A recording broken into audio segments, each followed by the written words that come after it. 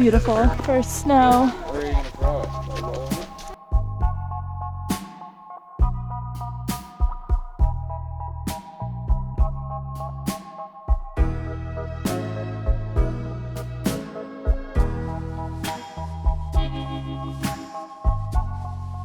Oh, it's just Erica.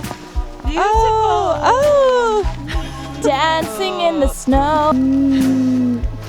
Yeah, act natural. Perfect. Hannah's got it down. Oh, I'm actually so hot. Do it again.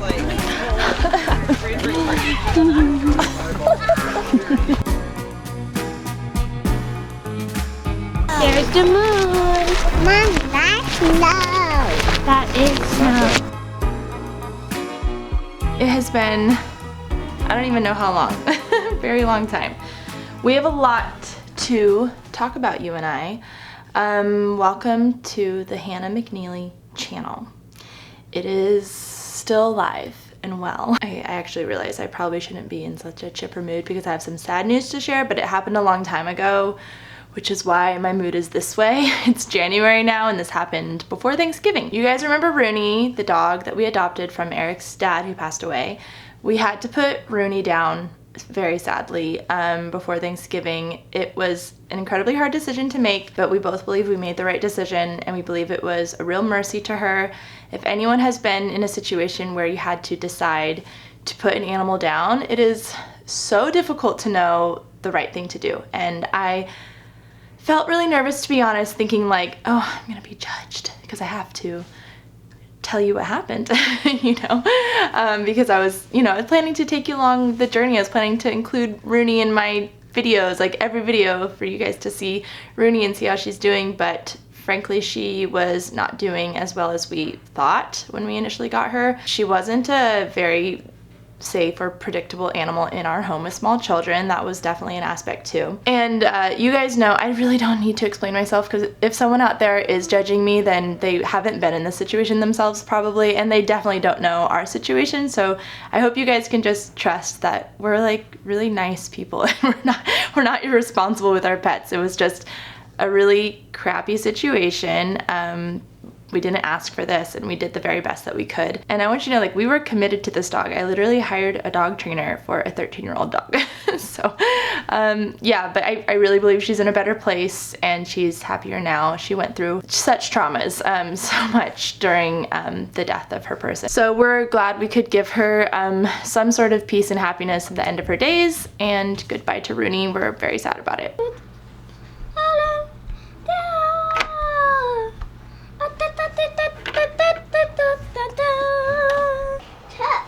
Right here. Ready? What? Hold the cup. No, pour it in. That came out really fast. Okay, close the lid. And it's already set perfectly, so you just have to press the button. Uh-huh. Ready? Open this. You can't do that? Yeah.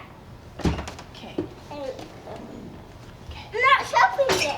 I know, because it already ran last night, so now we have to empty it. So you know it's, wait, we gotta do the bottom one first. Get the plates out. Thank you. Put it up for mommy. Thank you. Yes. It is in the teens today, guys. I don't even care. You know why? Because the sun is shining. You just can't see it because I'm shooting in a shaded spot, but it is like shining, and it hasn't shone for about a week. And the joy it brings me is indescribable. I just want sun. I almost don't care how cold it is, but whew. Okay, I have to tell you about this new parenting book I've been reading. I found it via this Instagrammer you might follow called Catherine Christie. She's been doing this series about a parenting book called Hunt, Gather, Parent. And do you see my breath? It's cold. It is that next book on my list that's like changed my life. I'm always reading a book that's changed my life, and I've got a list of maybe 7 books / like speakers or podcasts or something. And this is the latest one, Hunt, Gather, Parent by Michaeline Doucleff, I think is how you say your name. You have to read it, but let me give you a little bit of summary and a little bit of inspiration and kind of like how it's been affecting how we parent over here. In Boise, Idaho, the author goes into these indigenous groups and starts to examine how they parent and the fruits of those parenting choices. And the way she stumbled upon this avenue into like examining parenting was she was in a Maya household in Mexico, and one of the teen daughters woke up and just immediately started helping out with dishes, and Duclef saw the teenager and was like, what is happening right now? How is this teen like voluntarily doing dishes? There's no chore chart on the fridge or anything. And she started examining the Maya culture and how they raise their kids to be really helpful. And she also looked at some Inuits and how they are like the ultimate gentle parents and they don't ever parent in anger. And then she looked at a true hunt and gatherer tribe, the Hadzabe in Tanzania, and looked at how they give their children autonomy. So within each group there's a lot of overlap, but each group excels in a certain aspect of parenting. This book totally landed for me. And there's so many squirrels in our yard, it's ridiculous. I love this book so much, and I feel like I was already like halfway there when it comes to a lot of these principles. I was just doing them like intuitively, especially with my first. Okay. Essentially, like, not making your child the center of everything. It's not like, oh, you have a kid now, so now you have to do all these kid things that you don't really want to do. No, that child is now in your life, and they are now part of the team. And it examines a lot of, like, what is their role in the family. And the main takeaways from that chapter about the Maya culture might be something like, oh, it teaches your kids life skills, and, like, and you get more help around the house. But those are just, like, two small pieces. For me, the biggest piece is, like, oh, your role in the family. Like, a lot of families are set up in Western culture, like the children's role is to play and be entertained, and the parents' role is to do all the chores and do all the work, and to be the ones entertaining the kids and finding more entertainment for them. But if you flip it around and just say, no, we are a team, we are a unit, you were born into this family, or you're part of this family, maybe you're adopted, and you are now part of our team. It's not my job to entertain you, it's your job to be part of the team. And it is such a load off as a parent, and I really challenge you guys to think about, like, have I been just sitting there entertaining my children, especially from like a young age when they don't even need it? Like, they are just so happy to be part of the family. They're so happy to be observing the adult world.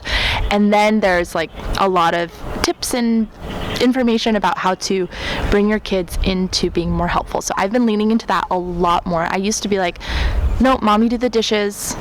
You are pretending to do the dishes, but instead of like accepting their contribution to the family, like even though they're not doing the dishes very well, they're mostly just like playing with the water, they think they are doing the dishes, and you don't want to discourage them from that work at this young age, and then in the future you're going to embrace that as this is what we do, you help me with the dishes, which sounds great. Can't wait till they can really do dishes one day. This book is also like anti-chore chart, which I love. I've never quite understood the chore chart. I like dabbled with it. I was like, yeah, we need a chore chart. We need more structure. I even put it in one video. So embarrassing. If you do a chore chart, they think, oh, I clean the bathroom on Tuesdays, and that's all I do.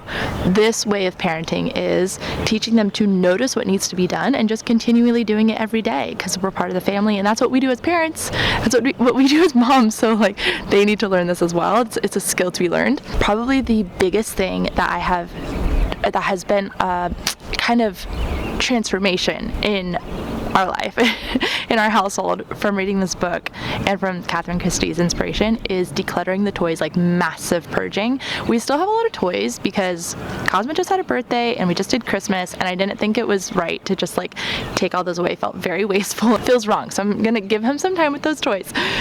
But I literally got rid of maybe 4 giant trash bags of toys, and I donated them to Goodwill. And I already feel like think about it this way. You know how like that clutter in your house, especially toy clutter, where you're like, what even is this? You know how that stresses you out? It also stresses your kids out. It also overstimulates them. And think about how much calmer everyone would be if we didn't have all the toys. And the toys are so unnecessary.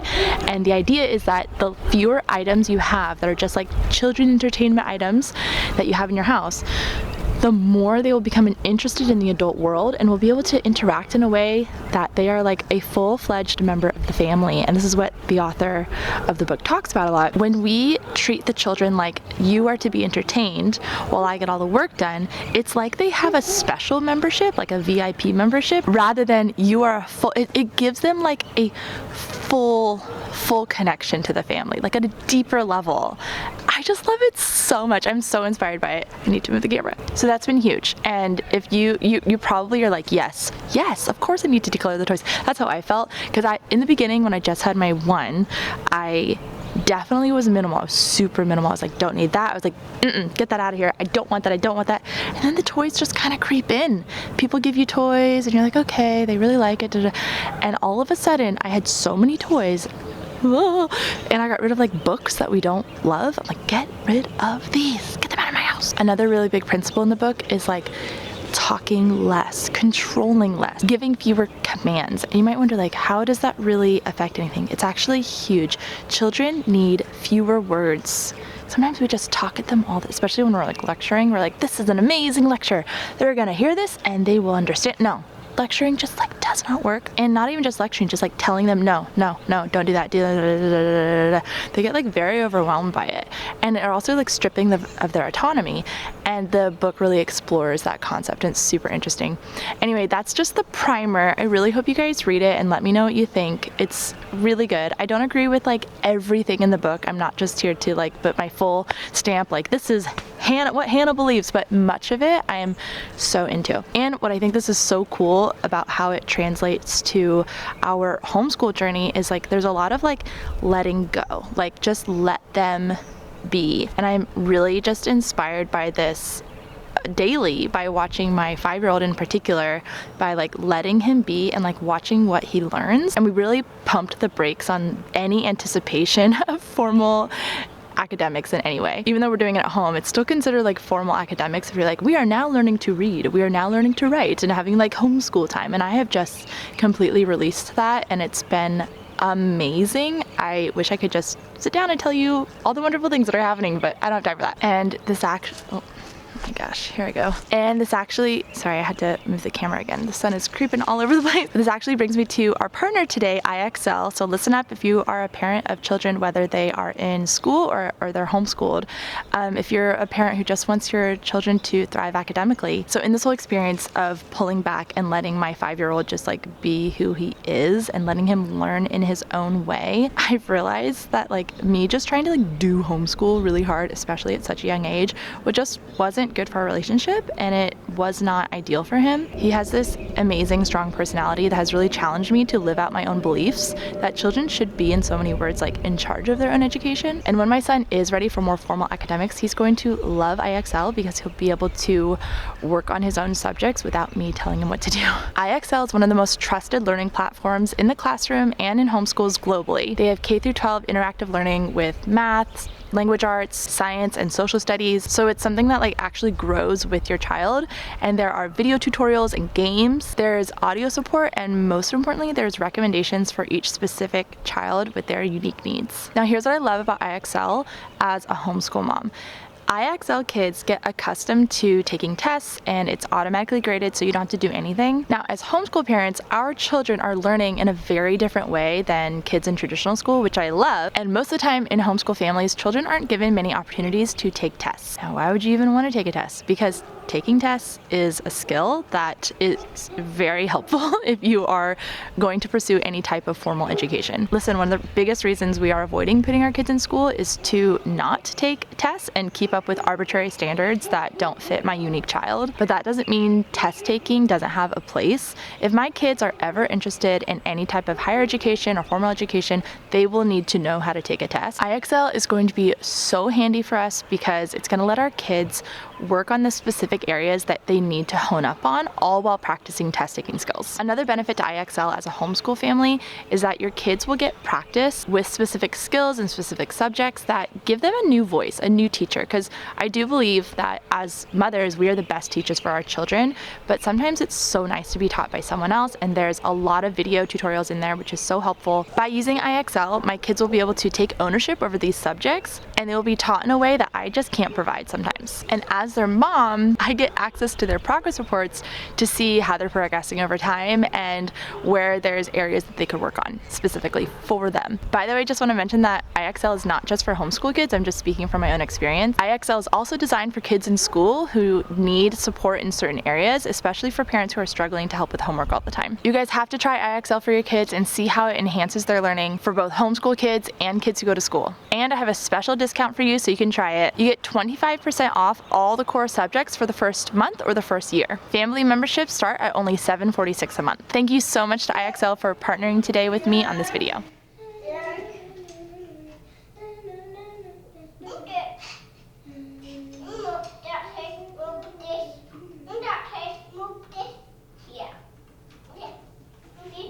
Alright, you're having fun on the chair. What chair? That chair. In your basket. Wait, don't close mine, please.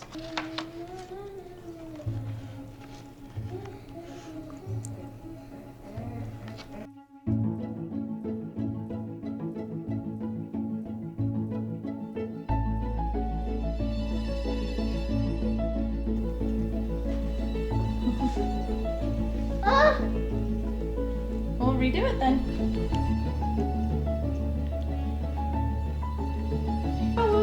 He's like this. Yeah. That's really funny. Remember in Hemlock Mountain?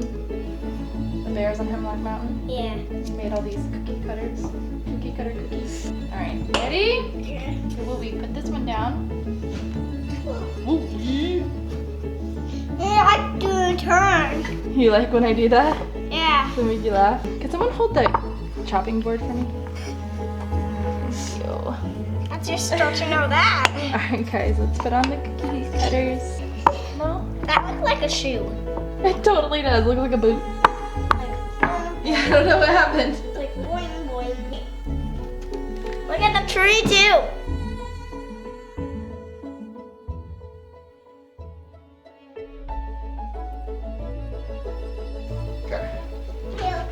Okay.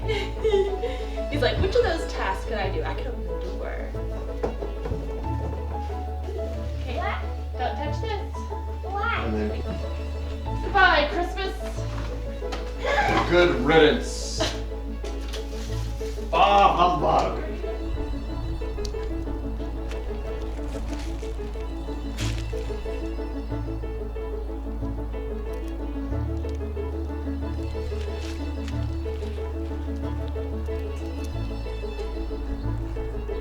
I don't know, man. You guys, in winter, I'm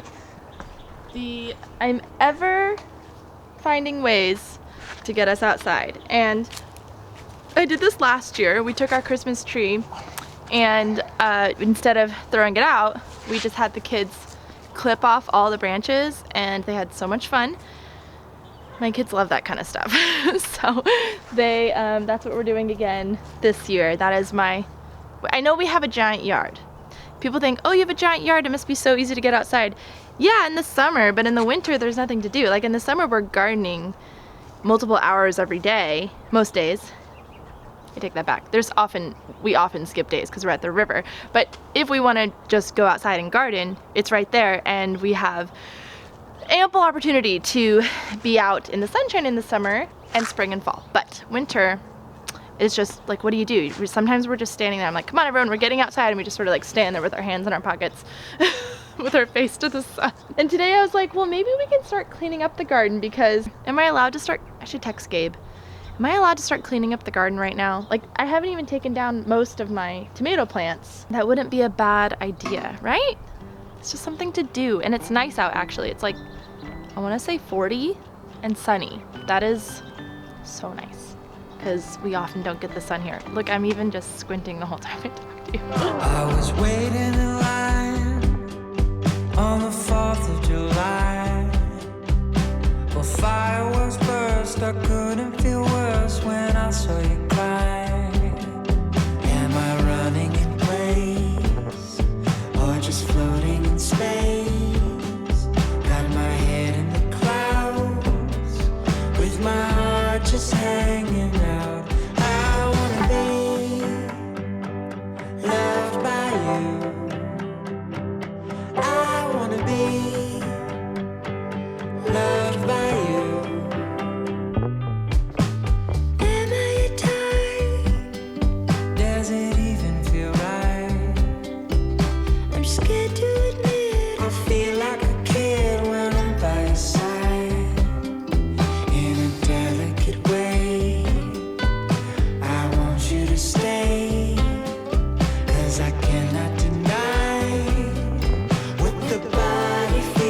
is inside. I wanna be loved by you. Okay, so I'm now making these chocolate quinoa truffles, toasted quinoa truffles. I don't know what they're called.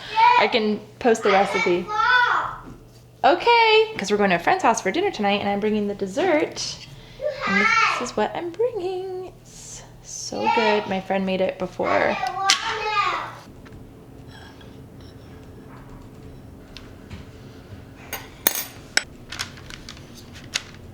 All right, make sure it's fully covered. Why? I need covered. So you want it to be covered in chocolate. All right, and then you pick it up and you leave it, you hold it like that, let the chocolate drip pretty good, and then we're gonna put it on the plate. First, I'm just gonna stir this up. Do another ball, Wooly. There. Yeah, now scoop it up. Try to make, the goal is to make the chocolate look nice and pretty. Huh? Kids, show me your creation. What did we decide it looks like? Muddy we did rocks on with a little bit of snow on top. And this one has a lot of salt. All right, these gotta go in the freezer, let's go. Hi, buddy. Go to Dada, I have to film, okay? Tell something for mommy.